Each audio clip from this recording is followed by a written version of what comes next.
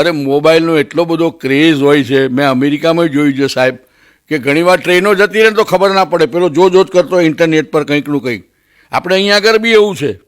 એક row house, તમે કલ્પના કરો, એક રો હાઉસની અંદર બધા જોડે જોડે બધા મકાનો હતા. બધાને મોબાઈલનો શોખ. એક ભાઈ આ મોબાઈલ જોતા જોતા ગયા, પોતાને ઘેર જતા હતા. એક દરવાજો ખુલ્લો હતો, અંદર જઈને સોફામાં બેસી ગયા. આમ કર્યું એટલે એની ઘરવાળીએ મોબાઈલ જોતી હતી. એને એમ કે એનો ઘરવાળો આવી ગયો છે. એ અંદરથી જઈને ગરમ ચા તૈયાર થયેલી એ કપ લઈને આવી. એ મોબાઈલ જોતી જોતી આવી. પેલાને કે લે.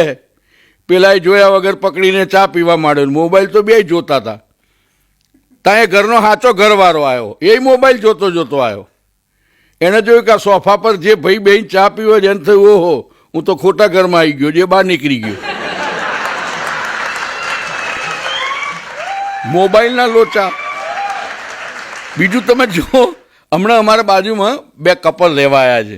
એક કપલ બહુ ભણેલા ગણેલા, બે હસબન્ડ વાઈફ. બેન સરસ ભણેલા હતા.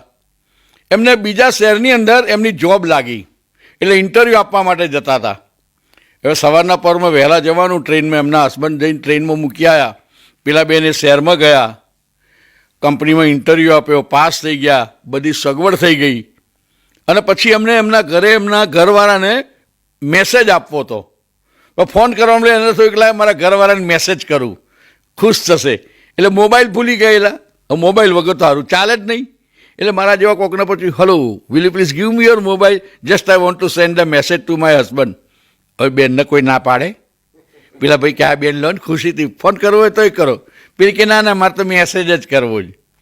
બેને આખો મેસેજ લખ્યો અને નીચે લખ્યું, યોર લવિંગ વાઇફ. હવે જે મેસેજ મોકલવાનો હતો તો એમાં એના વરનો નંબર તો પેલાના મોબાઈલમાં હોય નહીં. એટલે આંકડા સટાતા દબાવવા માંડ્યા. એમાં બે આંકડા ખોટા લાગી ગયા અને બેને મેસેજ સેન્ડ કરી દીધો. એ મેસેજ એના ઘરવાળાને તો પહોંચે જ નહીં. હવે જે ભાઈને મેસેજ પહોંચ્યો એ ભાઈ ગામડે એની ઘરવાળીને સ્મશાનમાં હરગાઈને બહાર આવતા હતા. એમને મેસેજ વાંચો ને બેભાન થઈ ગયા. મેસેજમાં લખ્યું હતું, મારી ચિંતા કરશો નહીં, હું સુખરૂપ પહોંચી ગઈ છું, અહીં રહેવાની સગવડ સારી છે, 2 દાડામાં તમને બોલાવી લઈ.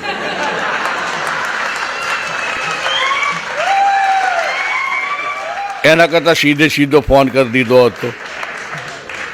બીજું કે તમે જુઓ કે માણસોનો સ્વભાવ. તમને છે ને અમદાવાદની અંદર તમને બહુ આઈટમો જોવા મળે હો. એટલા માટે કે અમદાવાદના આપણા સાબરમતી પાણીની એવી તાસીર છે કે અમદાવાદના માણસને 4 વસ્તુ વધારે ગમે. કઈ? એક તો સસ્તું, નમતું, ઉધાર, મફત. મફત મળે તો જુલાબની ગોળી લઈ લેવશે. પેટ સાફ આવે ને આપણા બાપનું શું જાય. મફત મળે છે ને. હમણાં અમદાવાદના નહેરુ બ્રિજ પર એક સુરતવાળો ને અમદાવાદવાળો ઝઘડ્યા. પેલો સુરતવાળા ભાઈ ગંદી ગાળો આપે ને અમદાવાદવાળો આમ નામ ઊભો રહેલો.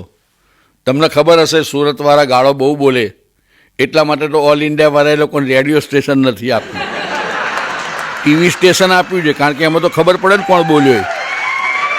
કારણ કે રેડિયો સ્ટેશન આપે તો હવાના પરમાં મોટી ભમકાઈને આવે. પેલો ગંદી ગાળો આપે ને અમદાવાદવાળો આમ નામ ઊભો રહેલો. મારાથી રહેવાયું નહીં. મેં કોઈ તાકાત છે કે નહીં? મને કે અખાડામાં જઉં છું. હું કપા તારા બાપનું અખાડામાં જાય છે. આ સુરતવાળો ક્યારનો ગાળો આપ કરે છે ને બોલતો કેમ નથી? મને કે આપે છે ને, મારી જોડેથી કંઈ લઈ તો નથી જતો ને. આ તો અડધો કલાકથી મંડ્યો. તું ના ફાવતો તો તું આગળ જા. આપણને આગળ કાઢે. બીજું કે તમારે અમદાવાદમાં દયાદાન કરવું હોય ને તો વિચાર કરવો પડે હો સાહેબ. હમણાં ઉનાળાની સિઝન પર હું 2 વ્હીલર લઈને સ્કૂટર પર નીકળ્યો તો આશ્રમ રોડ પર એક 9 માળના બિલ્ડિંગની બહાર એક કાકા ચટાઈ પાથરીને ઉઘાડા શરીરે બેઠેલા, હાથમાં પૂંઠું પવન ખાય. મને દયા આવી. મેં કહું બિચારો ગરીબ માણસ આવી રીતે ઉનાળામાં બેઠો છે. એટલે મેં 2 રૂપિયાનો સિક્કો એની ચટાઈ પર નાખ્યો. એ ડોહાએ પાછે થઈને મારું બોછું પકડ્યું. મને કે લુખા સિક્કો ઉપાડ. મેં કહું સોરી. મને કે સોરી હગી ભિખારો સમજે છે. આ પાછળનું 9 માળનું બિલ્ડિંગ છે ને મારું છે.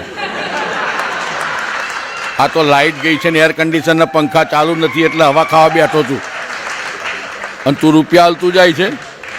મેં કહું સોરી. મને કે લે 20ની નોટ, નાસ્તો કરી લેજે, કોઈને કહેતો નહીં હોય, બેઠો છું. તમારે એ દાન કરવું હોય તો વિચાર કરવો પડે. એન્ટિક પીસો મળે તમને.